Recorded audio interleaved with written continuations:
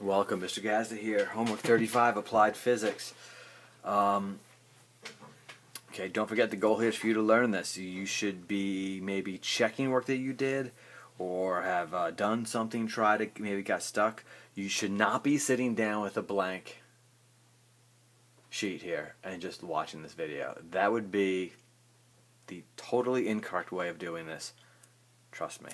So, I'm going to skip around a little bit.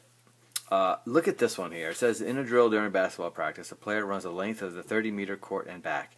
The player does this 3 times in 60 seconds. That's a little picture here. I'm going to jump to 2. The average speed of the player during the drill is. Okay, average speed. So, that's the average speed sign. What do we have? We have time. Time is 60 seconds. And what else do we have? We have the length of the court. So I guess we have the distance.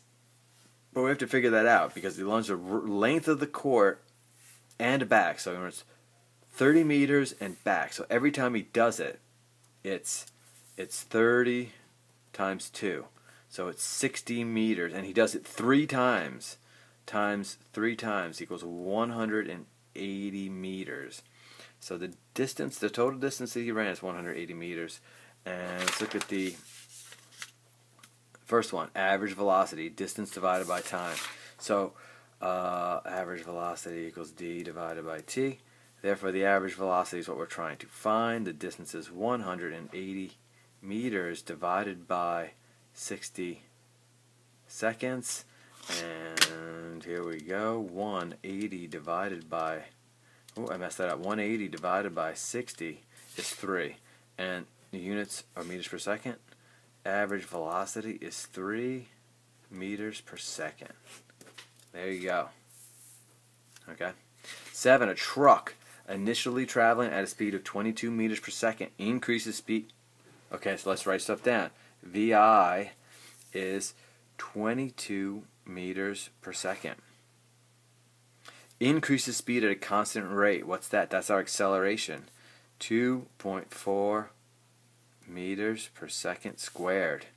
Time for 3.2 seconds. That's time, 3.2 seconds. What is the total distance traveled by the truck during this time? Okay, so we're looking for D. D is our question mark. So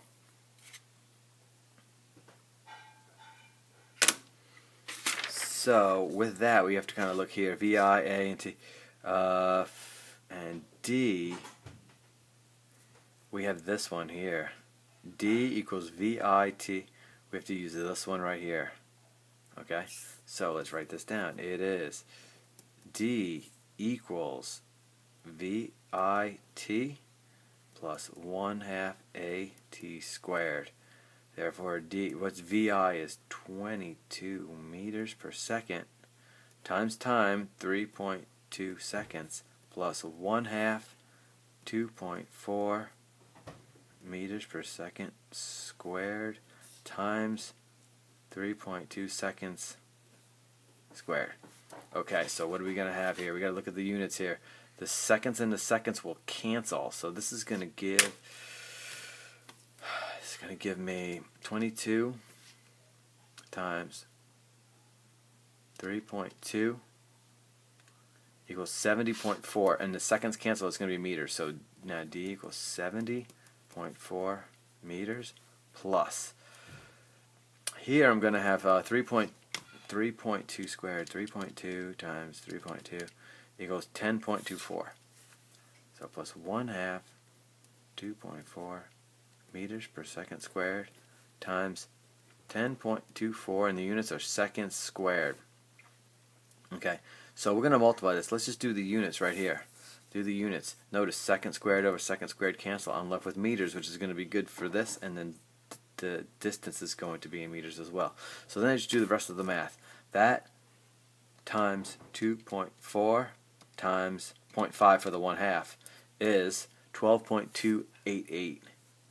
12.288 meters, 70.4 meters plus that, and I'm just going to round that to, well, let's just do it, plus 70.4. It was at, let's round it to 82.7. Distance is 82.7 meters. Can you dig it? On the back, what do we got here?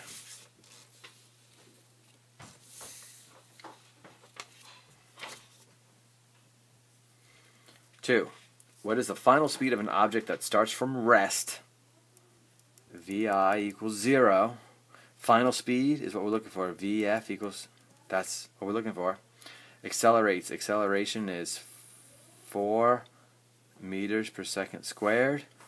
Distance, 8 meters. Okay, what has those variables in it of our formulas? I'm looking for VF. Okay, this says VF, but it doesn't have time, but it has distance. So it's this one, VF squared equals VI squared plus 2AD. VF squared equals VI squared plus 2AD. Okay, so VF squared. Well, VI squared is 0, so that's kind of nice. 0 squared plus 2, 4. I'll write the units out sort of like this. Meters per second squared times distance, which is 8 meters. So let's focus on the units here. We'll go like this. Okay, so I'm going to get meters times meters and second squared times, so it's going to be meters squared over second squared. And then 2 times 4 times 8, which you should be able to 2 times 4 times 8 is going to be 64. So now we have VF squared equals 64, and I said it was meters squared over second squared. Therefore, to get VF, you got to take the square root of both sides, including the units.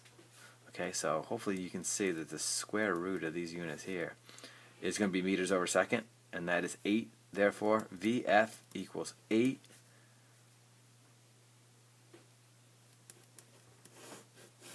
meters per second.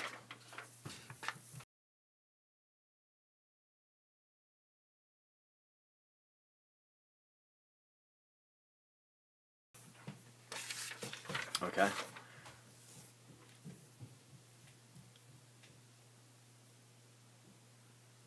Now I think what I need to do is I'll do one more. I'll do 4. We're at a point now. You should be able to do these on your own. What is the time required for an object starting from rest to fall freely 500 meters near Earth's surface? So, object from rest, that means VI equals 0. Acceleration, you have to know that, and it is on the reference table. Know that acceleration due to gravity is a constant 9.81 meters per second squared. Okay, so you got to know that falling means that the acceleration is known, and it's that 9.81 meters per second squared. And the fall 500 meters, so distance is 500 meters, and we're looking for time. So with that said, what of these formulas can we use is going to work? We have VI, we have A, we have D. We're looking for T. I guess we could use this one. We could use this, right? We have distance. This has no distance. No distance, can't use that. This is, we don't have final velocity there, and that has no time in it. So we're going to use this. I'm going to write this down. D equals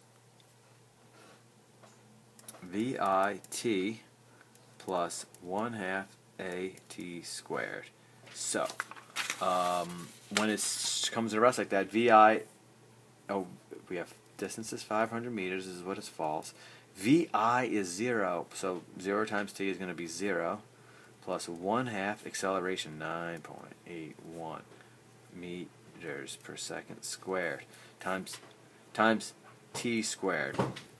Okay, so we have to solve for T squared. So what we do here is then you do 500 meters equals 1/2 that, so that's 4.905 meters per second squared t times t. So I want to get sorry, t squared. I'm sorry, t squared, t squared, t squared. Right. Then I want to get t squared by itself. I divide this side by this. Cancels out. I do to one side, I do to the other. 4.905 meters per second squared. Now let's do the units here. Just 1 second. So I have meters divided by meters over second squared. So let's do our keep change flip thing. We'll do meters, and we keep that, and we change the sign, and then we flip it.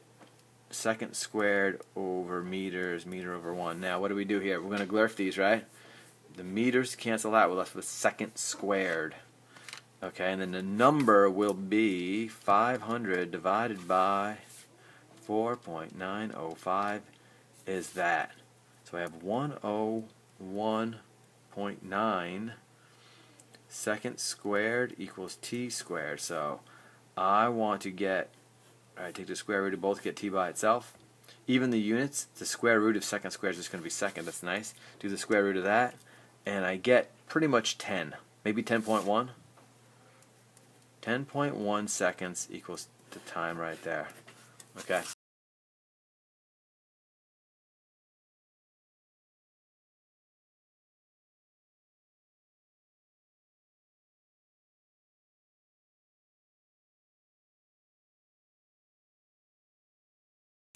So I think there's a few more. You need to do them, and we're totally at a point. You should be comfortable enough to do them. If not, go back, watch the other videos. But this is where we are, and this is where you need to be. Mr. Gazda, signing off.